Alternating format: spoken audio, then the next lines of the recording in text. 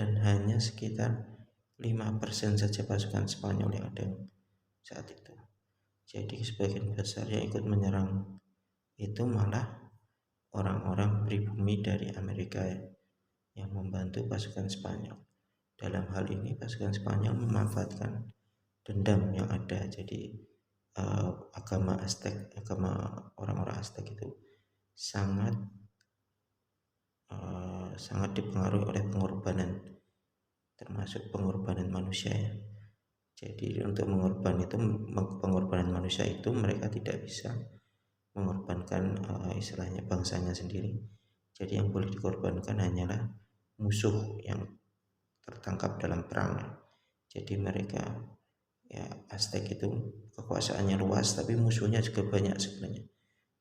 Dari dendam inilah yang dimanfaatkan oleh Spanyol.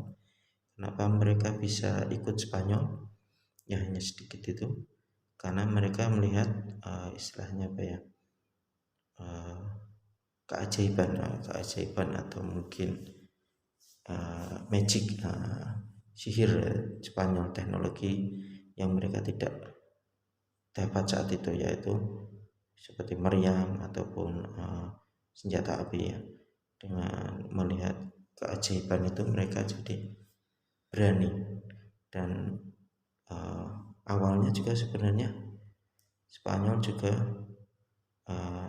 dekat dengan Aztec ya, tapi akhirnya mereka memilih untuk menghancurkan Aztec dan mengambil semua harta yang mereka miliki ya. Ini ya, jadi kita juga bisa memanfaatkan istilahnya dendam ataupun musuh-musuh dari musuh kita untuk mendapatkan kekuatan yang banyak, yang lebih dari yang kita punya.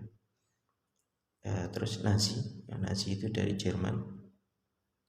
Sebenarnya dalam aturan pasukan Jerman, pasukan tentaranya tidak boleh ada warga luar Jerman yang ikut masuk. Tapi Jerman juga punya pasukan SS namanya. Pasukan SS ini bisa dari orang luar Jerman, warga negara Jerman yang masuk. Dan pasukan SS ini adalah pasukan khusus yang istilahnya hanya orang kulit putih yang boleh ikut. Dan orang-orang kulit putih itu pilihan yang tidak ada dicek secara keturunan, tidak ada darah Yahudi ataupun darah non kulit putih ya. Dan mereka Nazi itu juga memakai apa istilahnya itu, white supremasi kulit putih ya, untuk merekrut. Jadi Nazi itu mereka mengalahkan Belanda, mengalahkan Prancis, tapi banyak sekali orang Belanda, orang Prancis dan negara-negara lain yang mereka taklukkan itu yang ikut pasukan SS tadi. Kenapa? Karena terbawa oleh ideologi yang dibawakan oleh Nazi tadi ya. Jadi ideologinya gitu ya, supremasi orang kulit putih, tidak ada yang lebih tinggi ras di dunia ini selain kulit putih ya. Jadinya mereka tertarik dengan ideologi itu.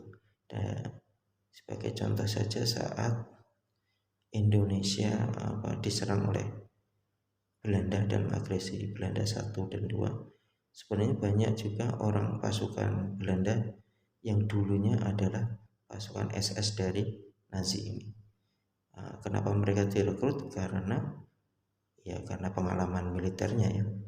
Jadi saat Belanda perlu pasukan, mantan-mantan Nazi yang ikut SS ini diajak ke Indonesia, dan mereka biasanya jadi pimpinan-pimpinan karena memperoleh pelatihan ataupun kemampuan dan pengalaman yang lebih dari teman-temannya.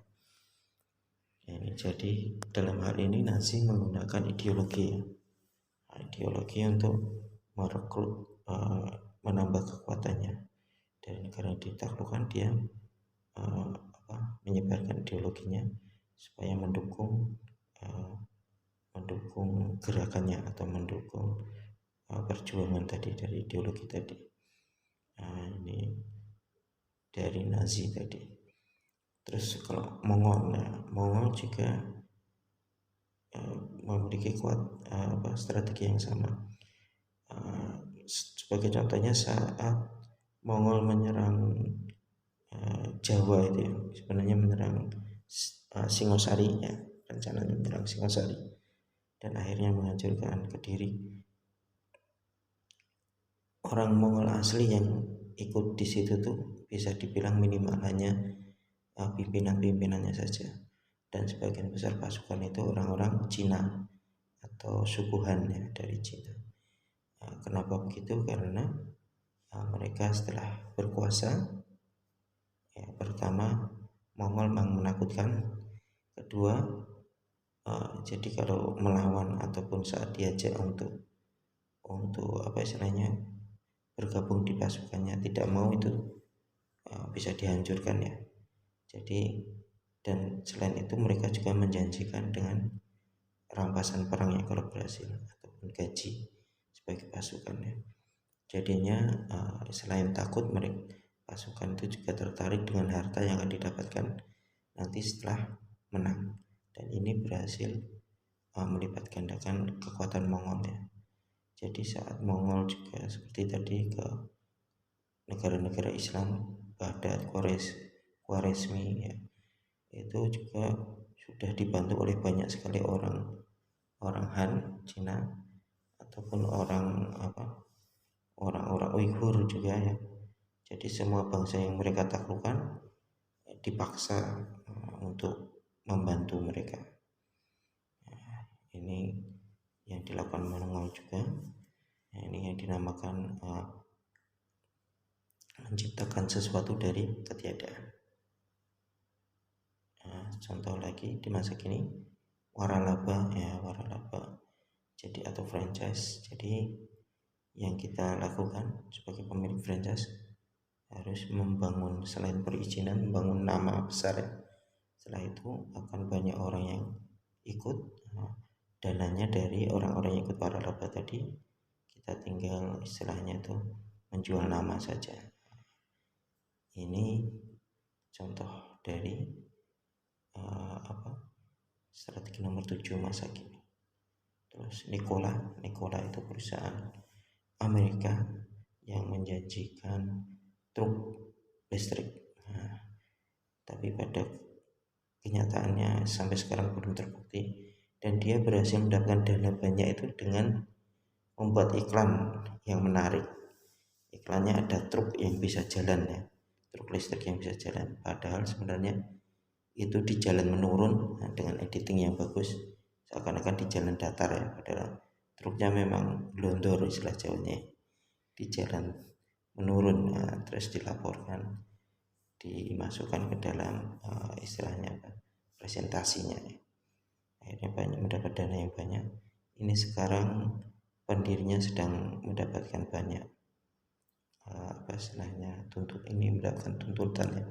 Belum tahu saya ini untuk keputusan terakhir seperti apa, dihukum berapa tahun.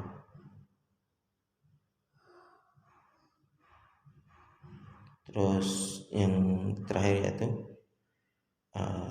skema Ponzi. Skema Ponzi ini intinya member get member ya, yang nggak harus member get member ya, member pay member ya, mungkin begitu kan ya. Jadi dari investor pertama akan mendapatkan bagi hasil yang dihasilkan dari investor selanjutnya, dan begitu terus ya. Jadi skema ini akan terus berjalan kalau ada orang baru yang masuk terus ya. Jadi seumpamanya ada masuk bayar 20 juta sebenarnya, nanti dijanjikan per bulannya 5 juta. Dan 5 juta itu ternyata adalah dari anggota-anggota baru yang masuknya. Selama anggota baru masuk, maka akan tetap ada dana yang masuk. Jadi itu skema Ponzi sebenarnya hanya menjual kekosongan saja, menjual keuntungan dari yang sebenarnya tidak dari hasil kerja atau hasil investasi, hanya dari investor baru. ini tadi pembahasan tentang strategi nomor 7, mencipta dari kekosongan, yang mungkin berbeda dengan strategi lainnya. Strategi ini lebih ke menunjukkan ke targetnya